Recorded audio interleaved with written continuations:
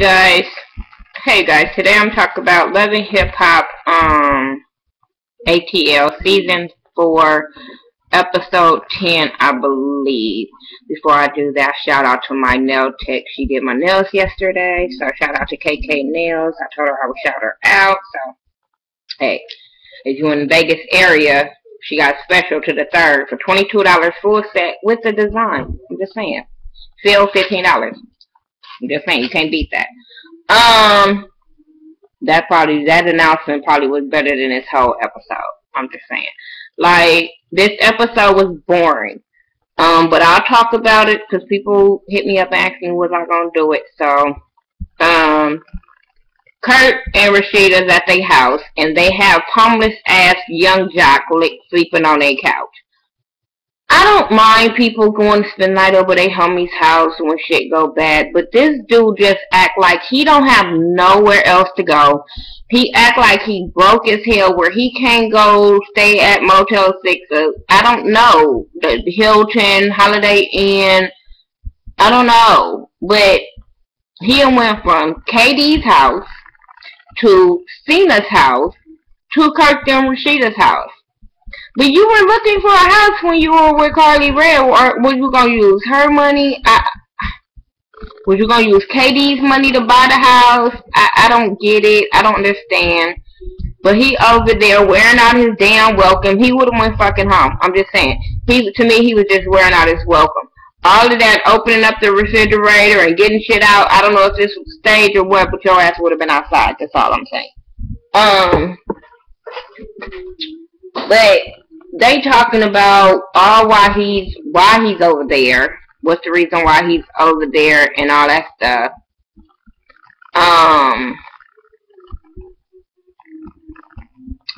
And he's just dumb. But Rashida was giving him good advice, and I'm surprised because usually I don't take advice from people with fucked up relationships. But she was giving them good advice where she like, if you want to work things out with KD, stop going over your baby mama house, my dude, like, for real.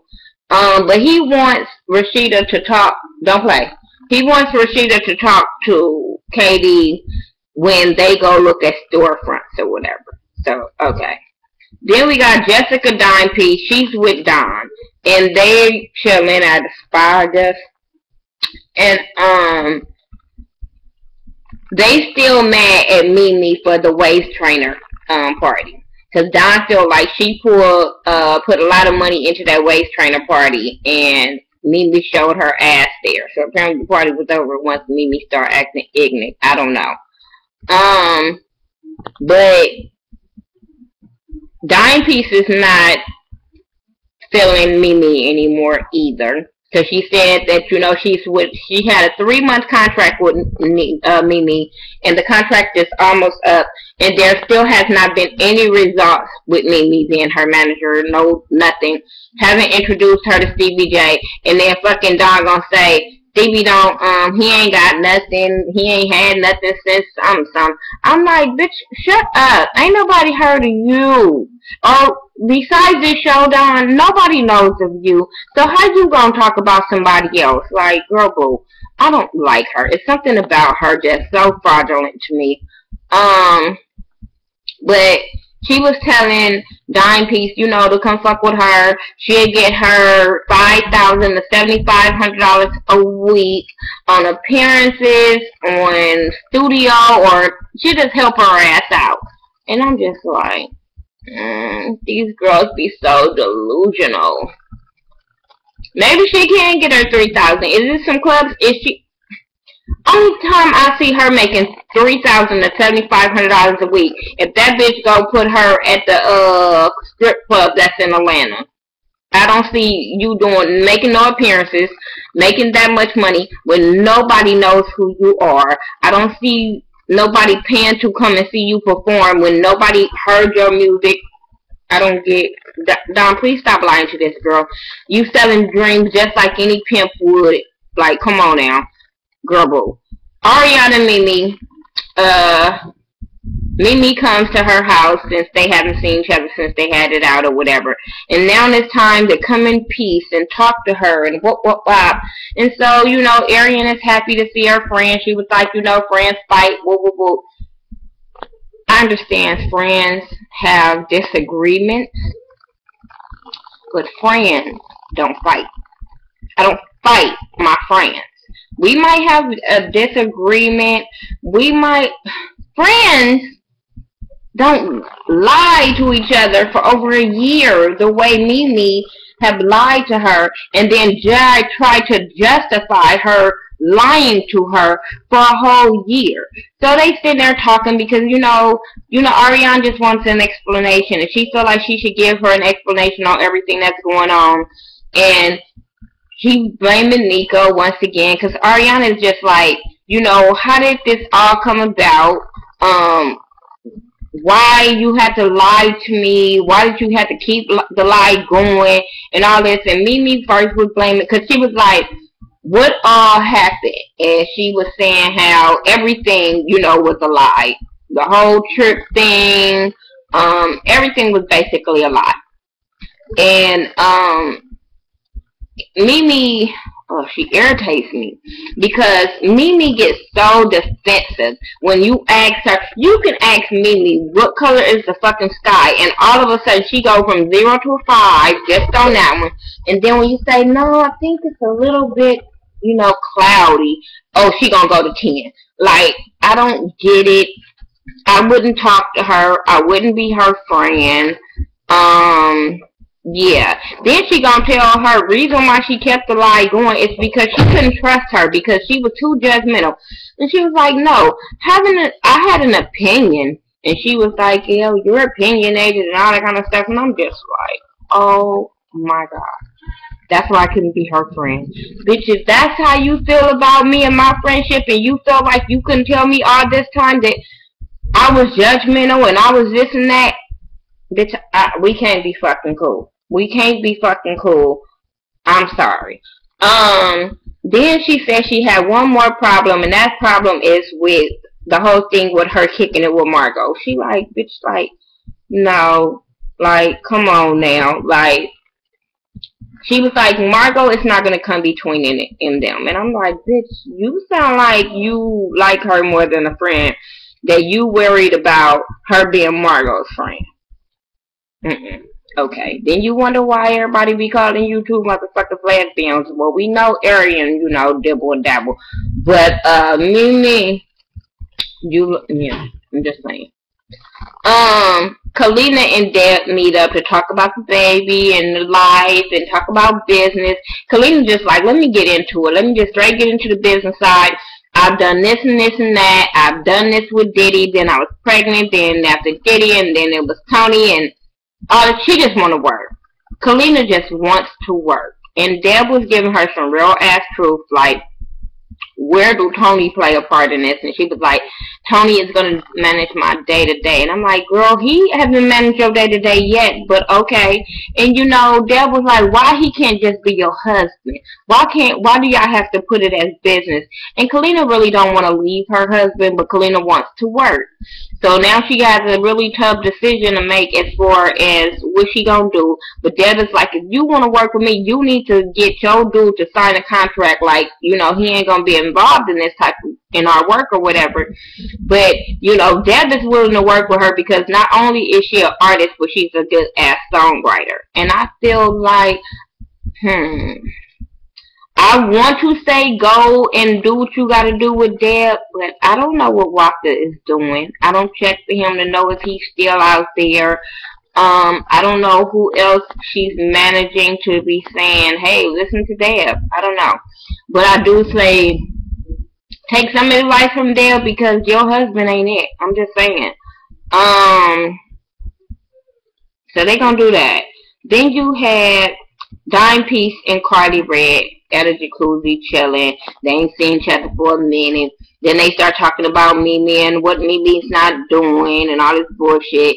Then Dime Piece starts saying how you know, Mimi still hasn't produced Stevie J to her. You know what I'm saying? And so then she was like, she thinks Jocelyn is stopping her money. Let me find out if Jocelyn's stopping my money. How? Well, probably with Stevie, but I'm like, you can't base your career all over Stevie. But when you stopped your money when you acted a damn plum ass fool in front of Jazzy's face. Really? I don't like her. I thought I was gonna like her at the beginning. I don't like her. Her whole storyline is Jocelyn. Jocelyn this, Jocelyn that. Girl, I feel what Jocelyn is saying, like, bitch, write your own motherfucking name. Cause since you've been on here, you have been writing Jocelyn's name. And Stevie, if Stevie wanted to work with you, boo-boo, Stevie would have been met up with you. Excuse me, my kids is out for the summer. Just have to see, I'll deal with them when I finish. I promise I will, okay? Was it the boy? I promise I will. I promise I will. Excuse me, summer vacation. My son has some other people over here, but I'm gonna get a I don't say that. So moving on, speaking of them or whatever, so she says, Cardi is like, look, I've talked to Jocelyn. Jocelyn says that, y'all ain't really friends. Y'all, you know, it's locker room people, buddies or whatever, but y'all not really friends. Oh, we wasn't no locker room like that. You really want to know? She was my trick. And I'm sitting there like, I knew it was something more to this. I knew it had to be something more to this. Go close Tyler's door for me. I knew it had to be something more to this, that this girl was going so hard about Jocelyn. Girl, you ate the booty like it was groceries, you didn't like what it tastes like or something, and now you got a problem. I don't know. But to me, she came on here to come for Jocelyn, and I'm not with that.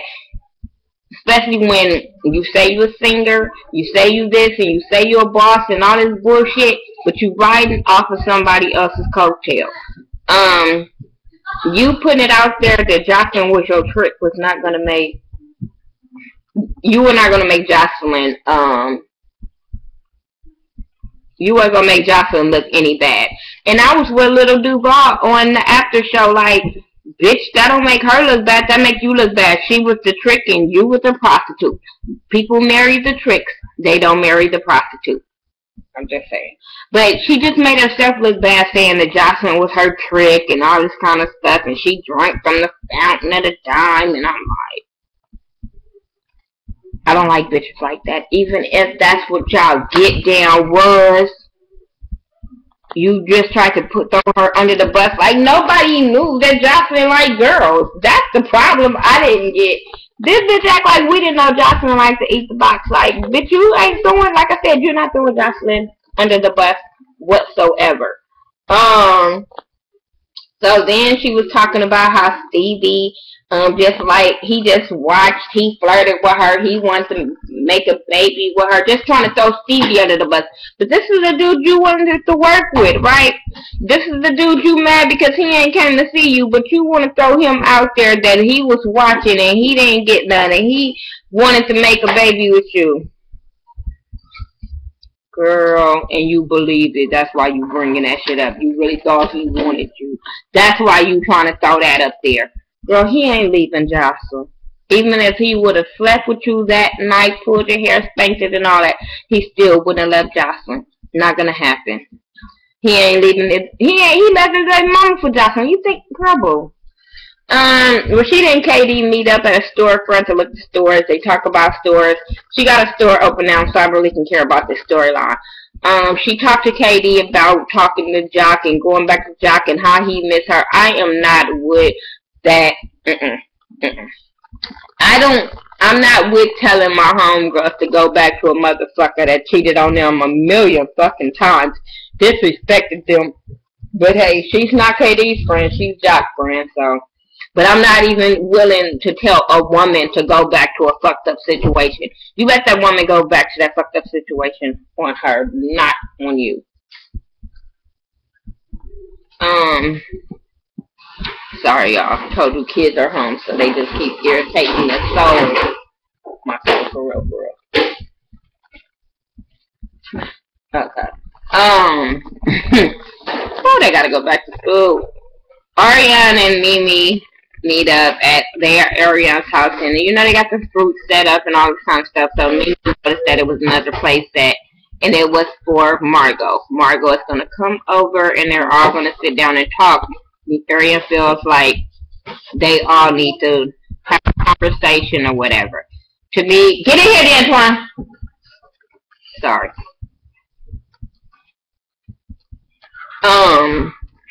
To me, this meeting was full of shit. It wasn't worth shit. Didn't need to go on.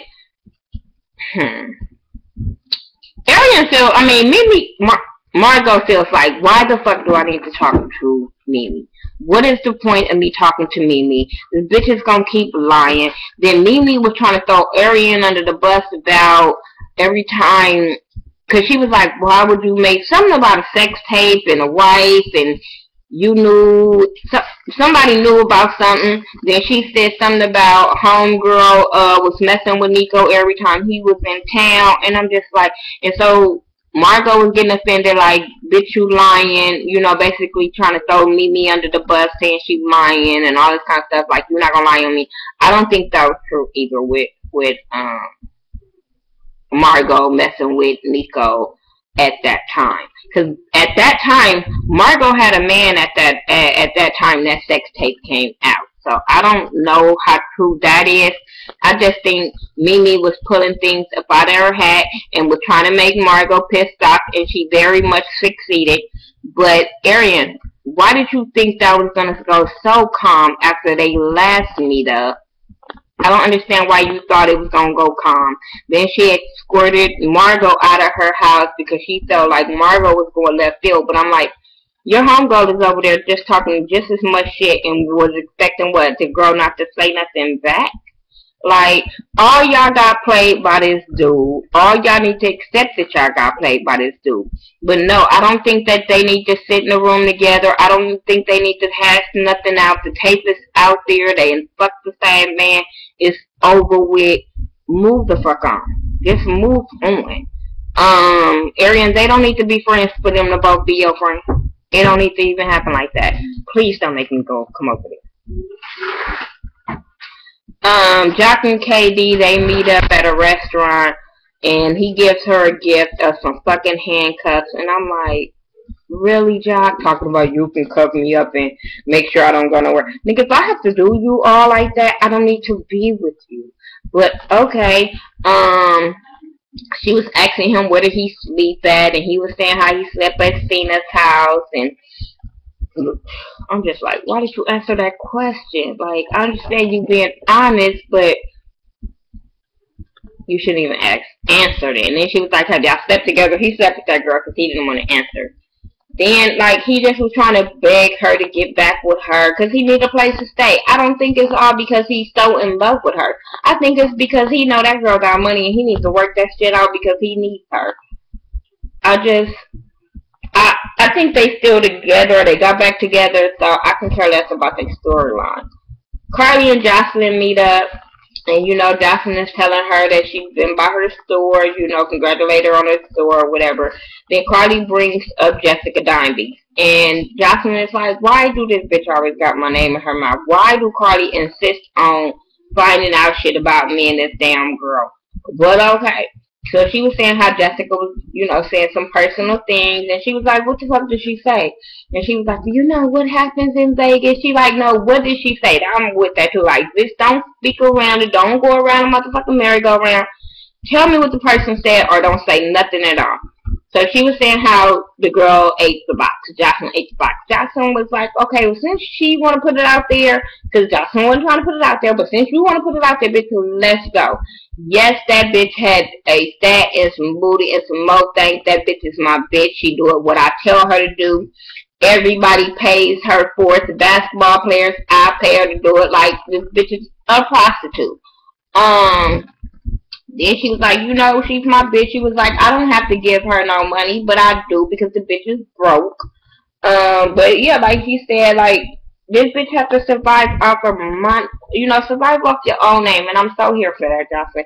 And like I said, Jocelyn, you throw some shit in Jocelyn's face, and she's gonna own up to it. So I didn't see the problem.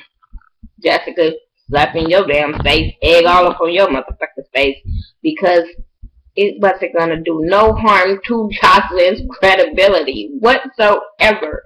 Like, we don't look at Jocelyn as this classy ass broad that's just a homemaker, just goody two shoe girl. So you throwing dirt on her name is not gonna make her look bad. But she was like, tell that bitch to come and see me. You know what I'm saying? If that's the case, tell the bitch to come see me. You know Carly's gonna do just that, because she needs to know what's gonna pop off. Kalina and Tony meet up, and she wants him to sign the goddamn contract, and Tony was gonna sign that contract, and she was mad. Then I feel what Lil Duval was saying to you, Kalina, on the after party show, like, men are not psychics. You cannot expect him to... You wanted him to say, no, baby, no, let's work this out, let's do this, and it didn't happen in your favor, and what did you want him to do? He signed papers, what you wanted him to do. So, but she got mad about it. Then, Tony's an asshole, because he was like, because she said something when she walked in the club, and he was like, well, she knows it doesn't crack in the daytime, in the middle of the day. I work at night. Well, why the fuck are you there in the middle of the day? I'm just saying.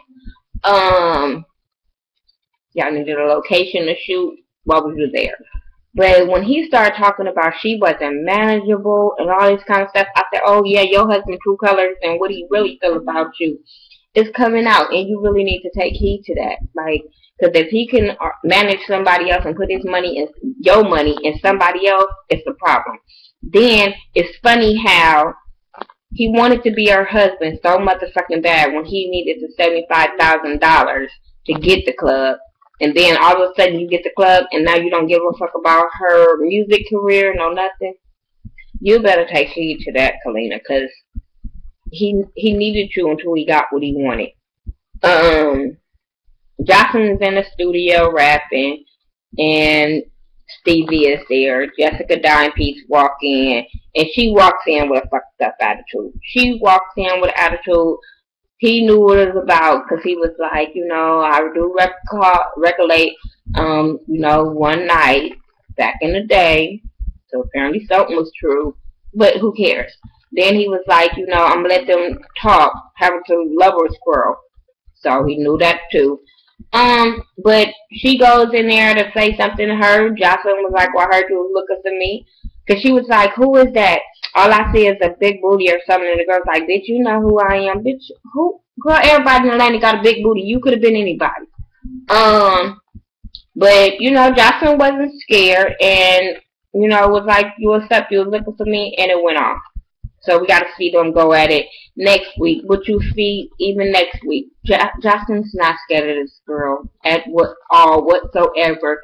Wrong person to pick on. You should have picked up on Cardi. You probably would have had a better storyline. You should have tried to get with Scrappy and fought with Bambi and Erica. You would have had a better storyline. I don't know. Maybe it should have been Kurt's artist. I don't know. He looking for one. But yeah.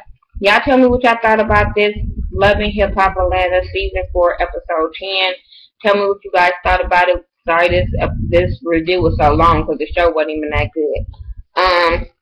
But if you're new to my channel, I'm your girl Miss Mika. You can follow me on all social media sites by The Ghetto View, THA, not THE, and I'll talk to you guys in the next video.